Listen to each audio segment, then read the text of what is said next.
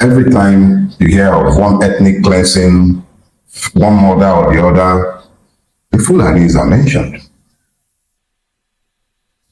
So this last week, I've had my mind preoccupied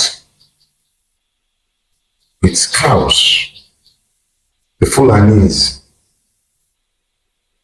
the obvious war of conquest and invasion going on,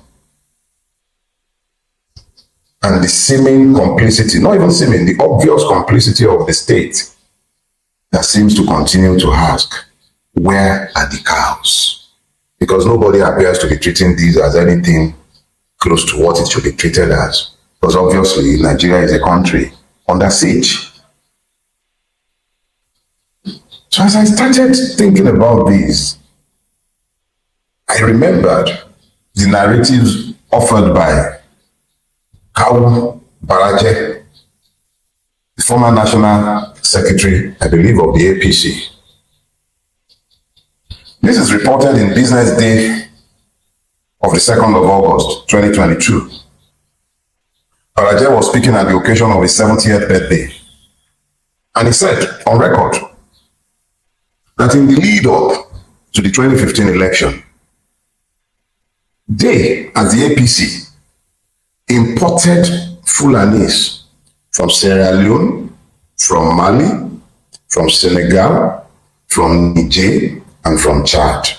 He was very specific. He did not mention any other ethnic nationality. He spoke specifically of the Fulani. He said they imported Fulanis from Sierra Leone, Mali, Senegal, Niger, and Chad. I'm not sure if we had influxes from Equatorial Guinea or if the ones in other parts were equally invited, but it was specific. And in 2015, a rabid Fulani redentist and a Muslim fanatic was elected president of Nigeria. Baraje was very, very clear in also saying that the people they invited, they also harmed. Let me repeat myself. Go to the Business Day newspaper of August 2, 2022. I am quoting Kawu Baraje. He was part of the foundation of the APC. He was the fractional chairman of the breakaway PDP that was part of the foundation of the APC. There are recorded confessions on TikTok, on YouTube, almost every social media platform. You'll find Fulani people telling you. There's one particular one I watched myself where the guy was like, look, AK-47, that they don't use it to shepherd their cows, that these were given to them. He was specific in saying that. He's on record. A friend shared a story with me, and I think he also posted these on social media. Is she rather, a farmer. And she recounted how she was farming somewhere in Oyo State, somewhere around Afijio. I went to school in Fiditi, which incidentally is my mother's village, for those idiots who are saying my mother is Igbo. But this. Anyways, in Afijio, if you know Fiditi and his axis, you know that is on the road to Oyo, after it's between Oyo and Ibadan. So that's deep in the heartlands of Yoruba land. And this woman says that immediately after the harvest season, the Fulanis would come. These are Fulanis who have lived in the community for decades. They will come, graze their cattle. In grazing their cattle, the droppings from the cattle would help to fertilize the field. The hooves will break the soil, and it was a mutually beneficial relationship. And these Fulanis would help, and they would give them fura and wara, and people had a mutually beneficial relationship. And when the cows grazed on people's farm, there was also a key, easy way of fixing the problems. They will pay reparations. They had peaceful coexistence. And then this woman told me that after a point, the Fulani came, the leader of the local Fulani who would graze on her fields came to her to say, look, I'm leaving. There are some new Fulanis in the environment. I cannot coexist with them. And the man left with his family, somebody who had lived in the neighborhood well in excess of 20, 30 years. He left with his family. And not long after, there was this new influx of Fulani people who wouldn't even hear any language and were never ready to discuss peace. Every little infraction turned into fights, and these ones were acting more like conquerors than neighbors.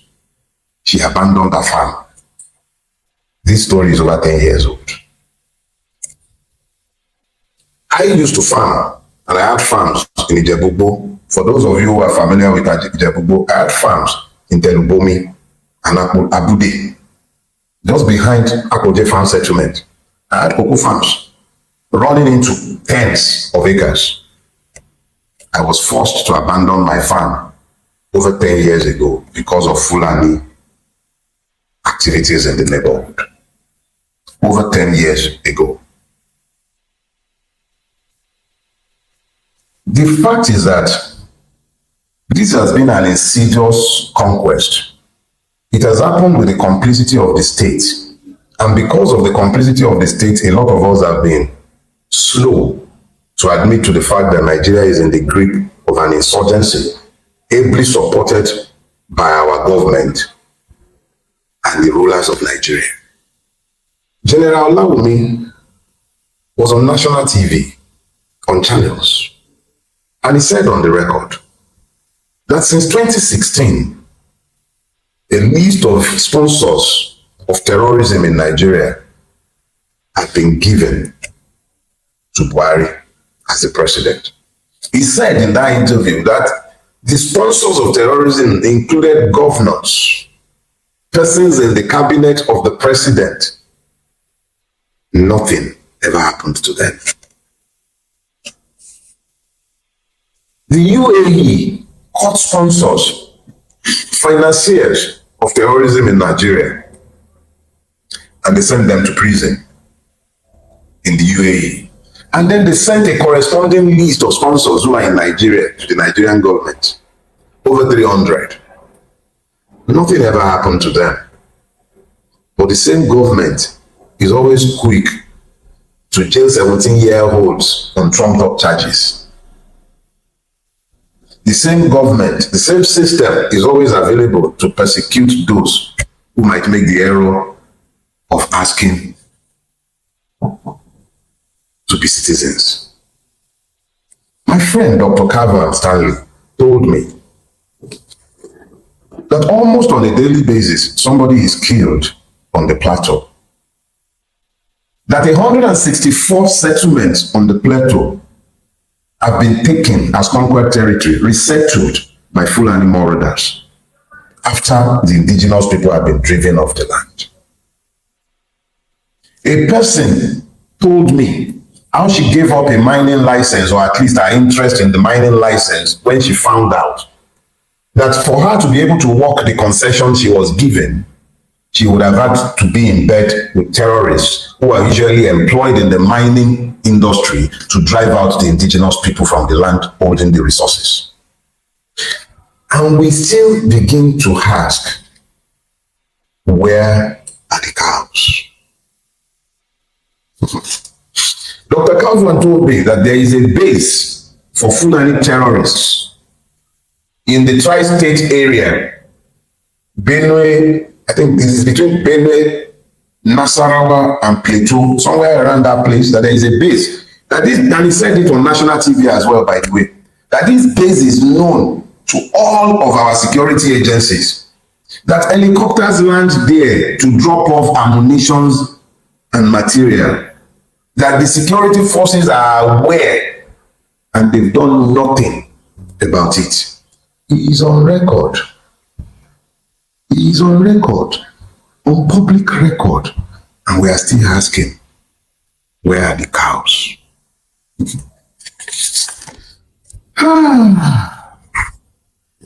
In this last week, I came across the interview given by the old soldier, Brigadier Kogun. Brigadier Kogun. He was on Edmond Obilo's show, and he was talking about his experience as the Amotekun Corps commander in Oyo State. General Togun spoke of the difficulties and challenges that were placed on his path by those who were determined to ensure that he did not succeed as the Corps commander.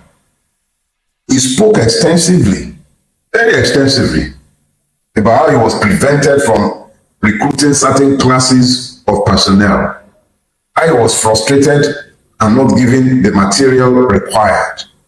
And then he spoke even more alarmingly of the multiple Fulani camps that are inside the forests of the Southwest. And then I remember Obadiah Malafia's word before he was murdered. He spoke extensively to pretty much the same thing. And then it now becomes important to ask ourselves some questions. Who are the cows? I believe that there are many cows in this sorry story.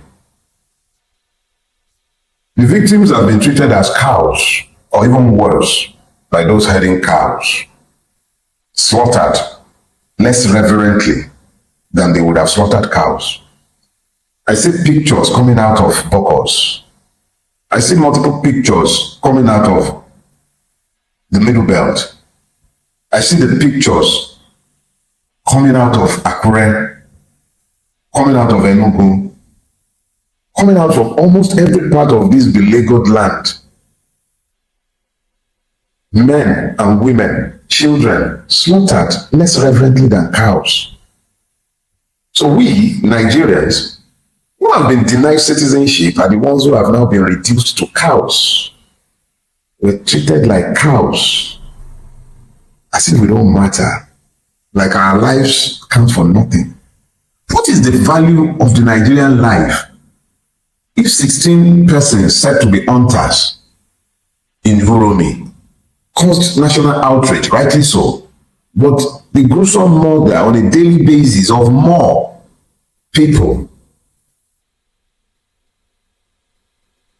has been normalized as though they are not humans? A state exists. Its president is on a vacation in France. Even a working vacation in France, but the president of France is visiting Egypt. Make it make sense to me, because I don't understand these things, but in the country that the person governs or pretends to govern, people are being slaughtered with nary a reaction. And we are still asking, who are the cows? Apparently, the Nigerian is less than a cow in the eye of the Nigerian state. Much less than a cow.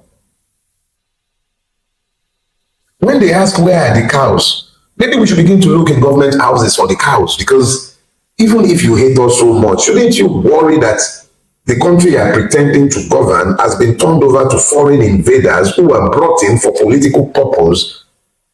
How long do you think this cycle that you have energized is going to last before there is a blow up? Exactly how long do you reckon it's going to last? Everywhere you turn, people are being slaughtered. Truth is, I would like to say like cows, but the cows would appear to have primacy over human beings in the Nigeria that has been built under the watch of the APC.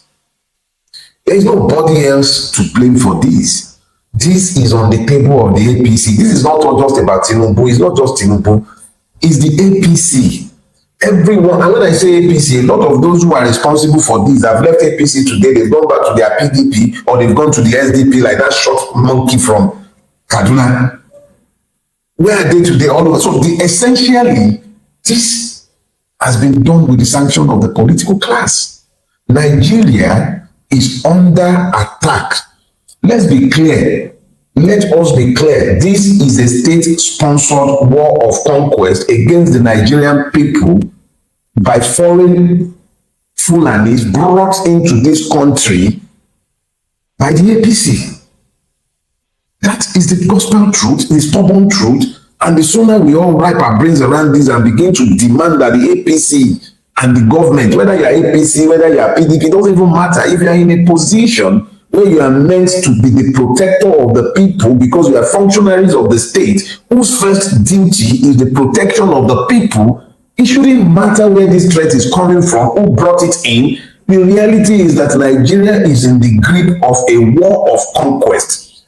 The state is failing. It is failing horribly. At a time when the state is under attack by persons brought into the country by those who are governing the country today, the president is away on holiday. The director of the DSS is telling us that we are the ones who protect ourselves.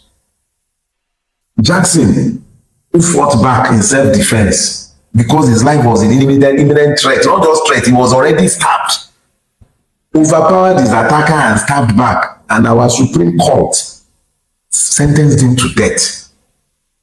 If that wasn't self-defense, what is? So, in a situation where the foreign invaders have been offered immunity and impunity, what is the lot of the Aborigines? Our forests are not they're not no man's land. Those are sacred forests. They belong to some people. They are lands belonging to people. When you brought foreign terrorists, people who had no land of their own, to come into our country, to come and take land, you become complicit in the multiple murders that have taken place in pursuit of their purpose. No wonder they were saying that we should ask our president what he agreed with them. Nigeria is under attack. There is no sugarcoating it. These are foreign Fulanis who are not aborigines to Nigeria, who sees Nigeria as their patrimony, and they have been brought into the country under the auspices of the APC and have been largely protected and supported by the same APC. Because how else do you explain where are the cows? Eventually, the cows were found because the killers of Antifunke just happened to be the Fulanis that the statement was meant to excuse. Where are the cows? The question should be, who are the cows? Who?